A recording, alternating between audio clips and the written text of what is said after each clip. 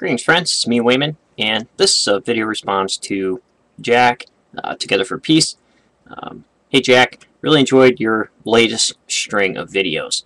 A lot of people said that they did not, but I found the drama excellent stuff. I used to, back in the day when I first came on, 5-6 years ago, I don't know how long I've been on here, but I used to actually download a lot of those videos and save them to DVD, because not only was I interested in the exchanges, but also what went on in the comments section. And I think that a lot of times on both sides, well, there's three parties involved, you know, the religious, the anti-theists, and the atheists.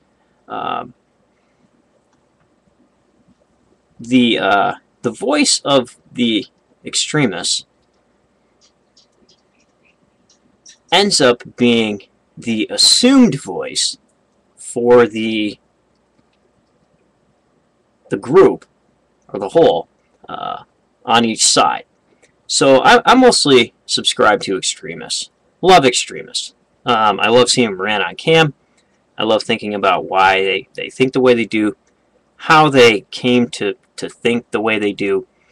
But I have to continually tell myself that not every believer is like this extremist that I'm watching. And same thing with extreme atheism or anti-theists. Not all anti-theists are extremists. So I just want to put that out there. But I think that the voice of the extremists sometimes ends up being the assumed voice of the group. And I think there's probably about, last time I counted, one crazy in every 100 subscribers. So, Jack, you have a lot of crazies. And I think, I don't believe, let's see, I blocked one person in all the time that I've been on YouTube. Mainly was just swearing. The guy was trolling me. He'd get different accounts just to post, you know, F you on my videos. So I blocked him. That was taken care of. Remember, back in the day, I think it was much worse than what you're seeing here. Because here you had, this was back when the Islamic groups were false flagging different videos, both by atheists. They're flagging atheist videos to run them off YouTube, and some anti-Islamic Christian videos were being false flagged, and YouTube shut that down in a hurry. Also, atheists were doing the same thing. TAA was had the idea and was involved in a little bit of that, the Amazing Atheist, until he found out it wasn't very productive. So I guess the exchange happens back and forth, but over time you develop thick skin. Atheism was looked down upon by religious believers, and I still hear it today. You know, and we can still find videos on here. You know, how atheists have no morality. You know, without God, and you still get people responding, even to myself as an agnostic. How can you not believe in a God? You know, like you're weird or something. And when you give them the same thing back, you know, it's called ridicule and mockery. So usually when they dish it out, I give it right back to them. And then usually, once you show that other side and give back what they gave to you, at that point, a good discussion can ensue. That's what happened at the fair. I was walking past the Jesus booth, or the Baptist. They tried to stuff a chick tract in my pocket, you know. I pulled it right out and read it right in front of them. Went through a whole bunch of things, you know. They asked me if I went to church. I said no. I told them why.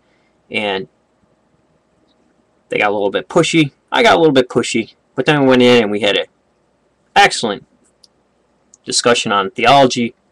And it's probably the only discussion that they had on theology for the whole fair. You know, I was in there sipping a coffee, discussing a lot of things. Covered a lot of good topics.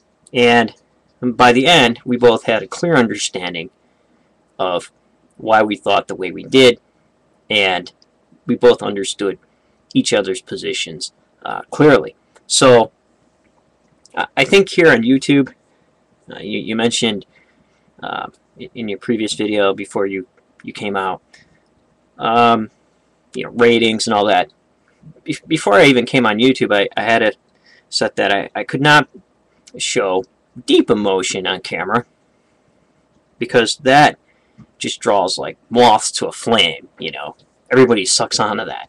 And I've seen a lot of really good YouTubers go down in flames because they were overly emotional on cam, and the trolls got to them, and everything just went overboard, where they had to delete channels.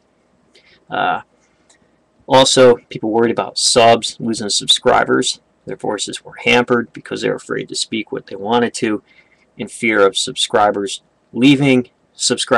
I've seen subscribers run people's channels by telling them what to say, what to do, what videos to post. So I think that you have to have certain goals when you come on. And I think if you're really worried about all the mockery and all, seriously, go to GodTube. There's probably less mockery and interference there. And there everybody would more or less be more accepting than here on YouTube. And also, like you were saying, tossing rocks over into the other pen and getting the other sheep riled up, you're going to get a rock tossed back, and you open yourself up to that. And I've been watching you ever since you've been on, and you do that sometimes. You open yourself up to that. And also, I think that another point I'd like to make, Wait a minute, Jack, what is this? ChristianMingle.com. Delight yourself in the Lord, and He will give you the desires of your Christian and single browse free. Awesome. Anyways, is the whole idea and view that there is a culture war going on, and that the religious are the underdogs, and they're always the persecuted. You hear a lot about that, even when they're the majority. Clearly, the majority. And I find that interesting. Here you had the Christian Coalition with Newt Gingrich. That whole thing's coming back. You got Bachman and Perry, straight out of Jesus camp, running for election, and a huge evangelical voting bloc that would put them in office. Theology and religion is by no means the underdogs, and I find that interesting. Also, mockery and persecution is supposed to be a thing that proves your piety. Everybody likes to talk about how they're persecuted and mocked for Jesus, and it seems to be accounted unto them as righteousness. And if you don't believe me, just go to a good testimony meeting, and you hear about all the horrible things that happen to the righteous. To me, I find that really fascinating. So, there are fundamentalists and extremists in every group. And if you come on YouTube, you should be prepared for what you're going to get. And you shouldn't let subscribers and trolls and ratings run the channel. It should be what you think and what you're interested in. And if people want to watch, they will. If they don't, they'll leave. So take care, friends. And remember, if everybody's thinking alike, then somebody isn't thinking.